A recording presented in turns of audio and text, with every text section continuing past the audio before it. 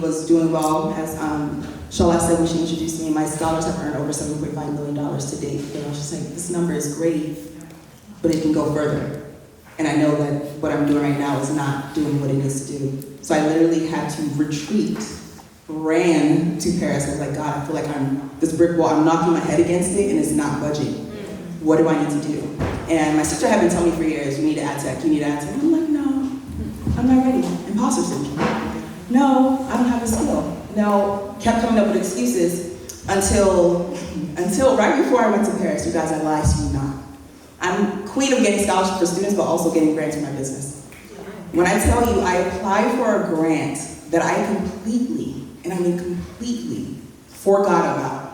I get a phone call when I was speaking to my friend about, yo, I'm leaving for Paris next week, blah, blah, blah, blah, blah. We're in the office, because I work out of a WeWork, co-sharing space. And I got a phone call from a Florida number. I'm like, who is this person calling me from Florida?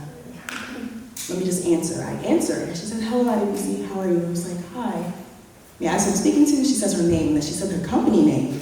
So I literally told my friend, hold on, I get it. Let me sit up straight. Because when she said the name, I was just like, ooh, I know you all. She was like, we've been trying to get in contact with you for the past 2 weeks through email, went to my spam, but we weren't able to get in contact with you. I was sick last week, so I said, let me just give you one last call to see if I can get in contact with you.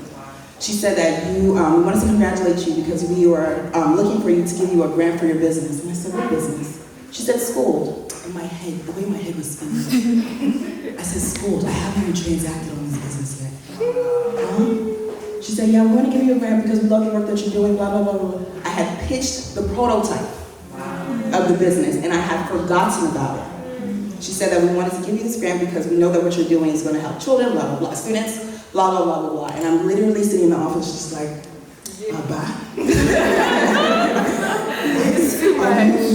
Like, you're too much, God. Too much. I was just like, wait, what? Wow. For a business that I had not earned $1 on, that I have not pitched to anybody. The domain wasn't up, nothing, right? So you have to just start, but at the same time, you have to be sowing the seeds, understanding that it's not going to be immediate.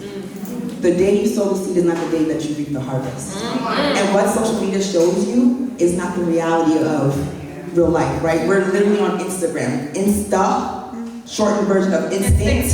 Hey.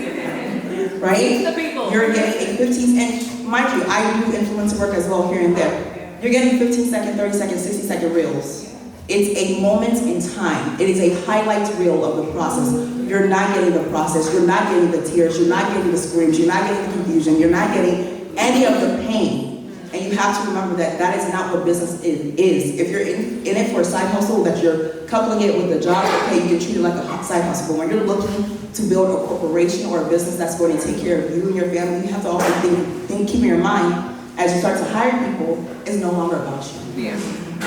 It's now about the livelihood of all these other people who are riding on your backs to make sure that you sell this product, that you are coming up and that you're being innovative, but you're not going to be able to think about everything on your own. So how do you bring in the people who have the skill sets of the gaps that you don't have, who have the skill sets that you do not have to fill in the gaps for your business, to make sure that you're able to support them. So when you see that you are running into a place as a business owner where you're no longer scaling, you need to take a step back and look at the whole picture. You become your own coach, or get a coach. Get a coach who can help you say, okay, no, you need to look at this whole field, right? Because when Michael Jordan's on the basketball court, he's looking at the hoop. But at the other end, his coach is looking at how these players are moving back and forth.